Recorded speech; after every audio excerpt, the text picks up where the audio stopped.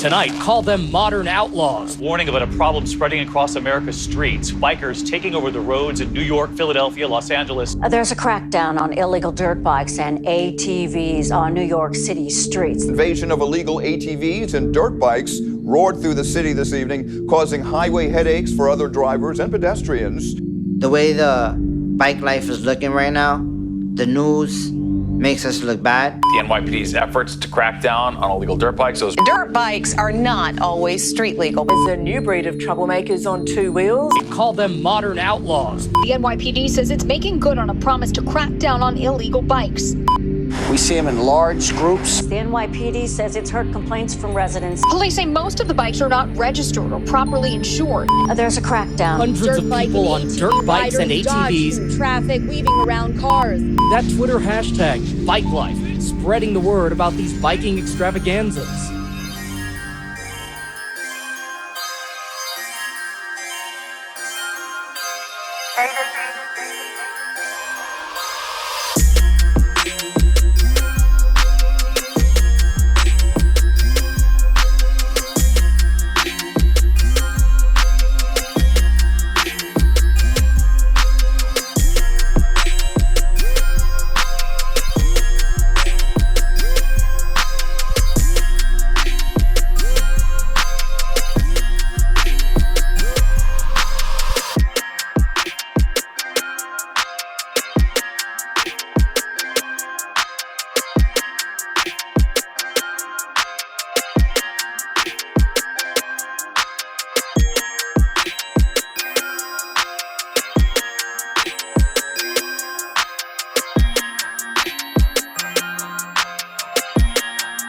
What's changed about street riding in the last decade was straight motorcycles, sport bikes. It was a lot of motorcycles. Now you got dirt bike and four-wheelers riding, you know what I'm saying? You got sick riders that ride dirt bikes only. You got sick riders that ride four-wheelers only. Then you got sport bike riders, as well. There's so much talent out there, it's not even funny.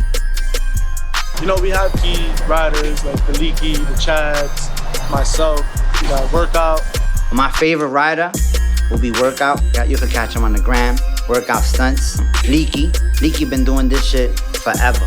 Got my boy No Face over there, gets busy on the bike. Got my other boy behind me, Jigs and G-Blocks. They get busy on the bikes, people know them. How you feeling? Right? It's fucking hot. That last long Willie got my arm there like this. Got the club. That's what we call that when your arms cramp up. When Willie is too long, you got the club.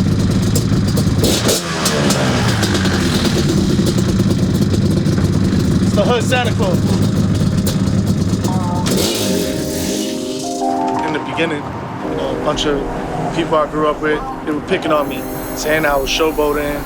I went Hollywood because I was doing music videos at the time. So me being around different celebrities, they started off with, oh, he's Hollywood, superstar. And then one day, one of my sponsors asked me if I could come up with a catchy name that we could create a brand out of. I was like, you know what, since everyone likes calling me superstar, Hollywood, I think Hollywood would be a dope name. And then I just turned it into Hollywood Stunts.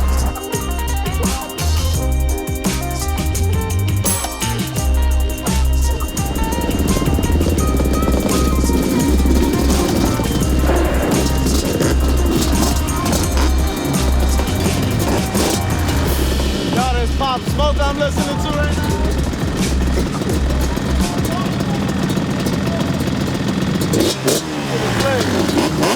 What you listening to?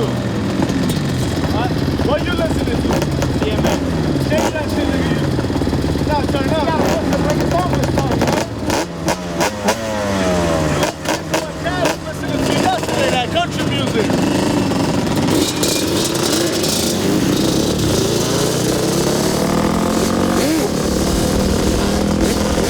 Hollywood Stunts, known for riding pretty much any bike, doing tricks and stunt shows and stunt events, street riding, you name it. If it got to do with bikes, I'm on it.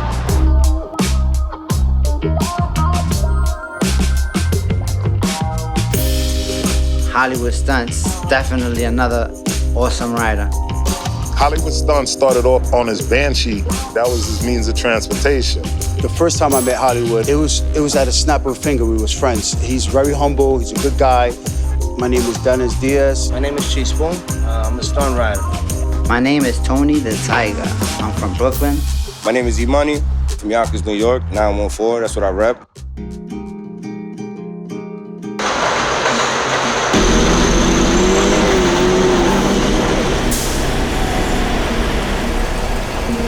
I've been in like 2 really long-term relationships. And one was with my daughter's mom for 8 years. The bikes definitely had an effect in our relationship a little bit.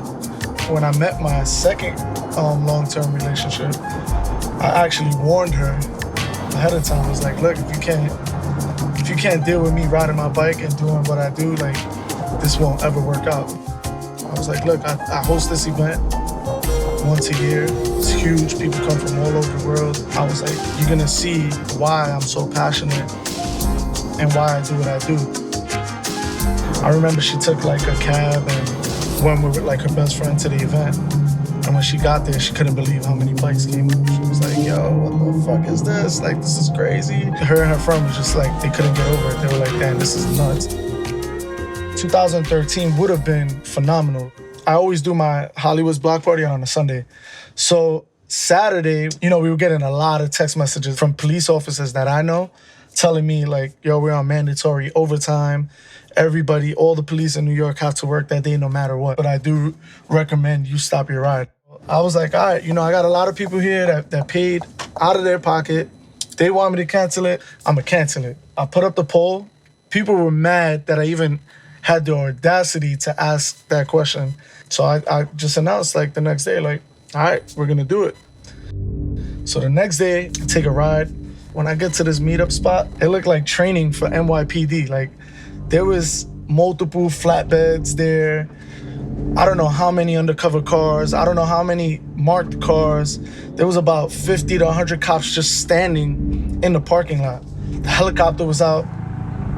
So I put out a post, like, guys, the ride is canceled. Like, this shit is crazy. I've never seen the city get like this crazy over bikes. On my way back to the house, we're chilling there.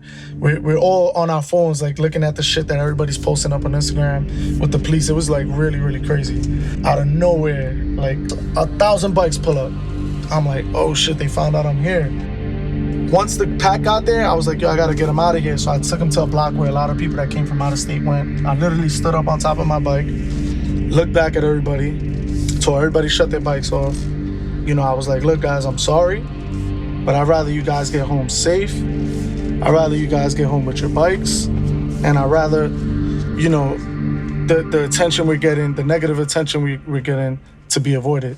There are stunning new developments tonight in that other terrifying encounter on a highway, this one right here in New York. That video captured on helmet cam. Big accident happened on the West Side Highway where, a Range Rover and some bikers got into like some type of altercation. One biker tells CBS News it started when the black Range Rover clipped a cyclist and didn't stop. He says that's why the biker surrounded the SUV, forcing it to a standstill.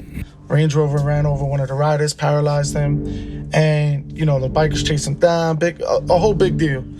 The media kept running the story. This was on the news all over the world.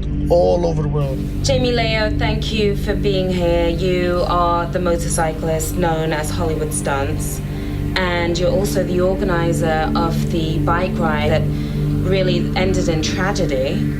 Well, the ride that accident was involved in had nothing to do with the ride that was supposed to happen that day. Hollywood's block party, did not take place. It wasn't able to happen. There was police in every spot possible that motorcycles meet up in New York to stop that. We don't condone any type of violence. So you're saying the ride that took place where this incident happened wasn't your ride at all? No. Now, if you're going out to have drinks with your friends and you see a cop car with their lights on in front of the spot you're going to, most likely you're not gonna go in. And that's what ended up happening.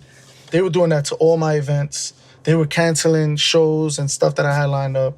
They did all these other things to get back at me.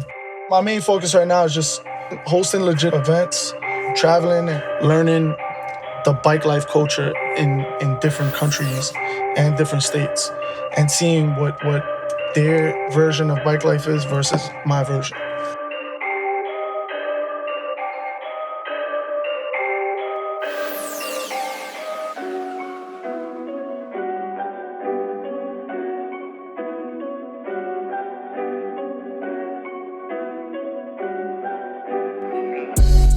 As far as I can remember, I've always wanted to ride.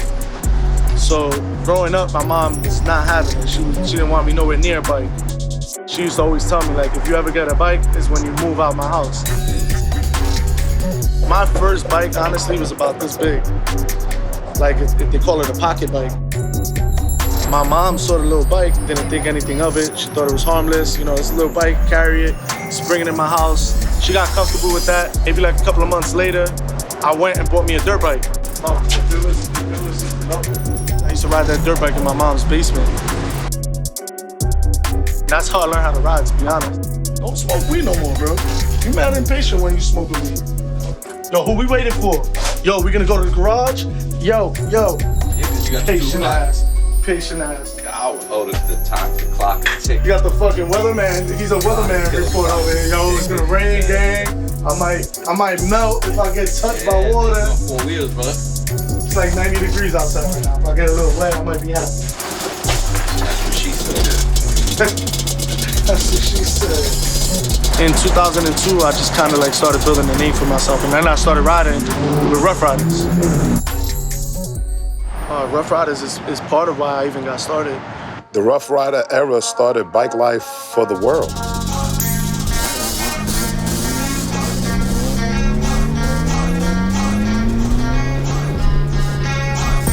I've loved bikes my whole life, but when that anthem came out, and just seeing the Wink 1100, who was Rough Riders' main rider, seeing him lead that big group of dirt bikes, four-wheeler street bikes, and just riding through the city, that's what kind of like opened my eyes. Like, shit, I want to be a part of that. That looks dope. The Rough Riders definitely put a couple of riders that were putting it in, put them on the map. When the Rough Riders came, they got together with Most Wanted, and then the Willie Boys, and then it started growing and growing. And then I met Hollywood, who killed the game at his time of era. It was dope. I was doing a couple of interviews last year, and in those interviews, a lot of the people could relate. You know, a lot of people said that the Rough Riders anthem was what influenced them to want to ride. That's what did it for me. Like, that was my drive, was to be a part of something like that. Yeah, probably like 15 years ago, I was heavy on the Banshees, ATVs riding the street. Chillin', man, about to have a little night ride with the fellas. There was one winter that I went crazy. I bought a Banshee, I bought like 3 dirt bikes, and then all my boys around me, you know, a couple of them didn't have a bike. So I'm like, yo, bro, you gotta ride this dirt bike, this shit is dope. We just started riding in like little groups.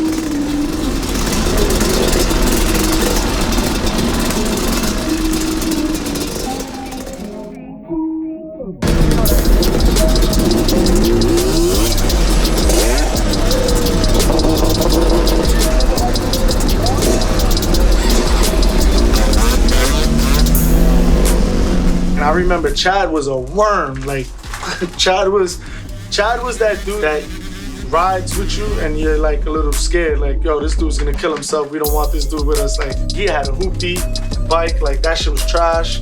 And he kept up with us, rode with us wherever we went. He wanted to ride. He wanted to be the best. What's good with you, Chad? Shit, chillin'. Just outside. Fresh off a flight. Outside with my shooters, you heard? Right? You gotta just speak up. Try to get some motherfucking gas. I ain't trying to pump on.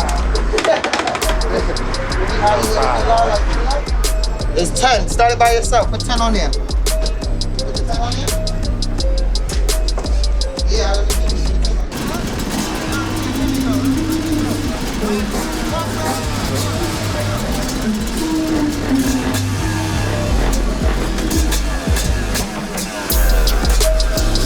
Before you know it, man, it was literally like overnight. Like, Chad just blew up.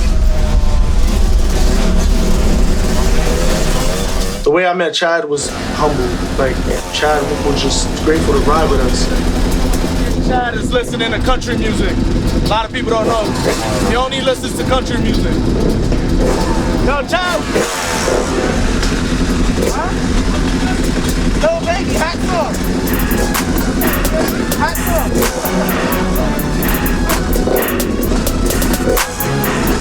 Chad went from trying to learn how to wheelie to having other people that wheelie come at him talking shit. Right now, Chad, like on a two-stroke dirt bike, he's one of the best out here in New York. Chad's a beast. He's a different breed.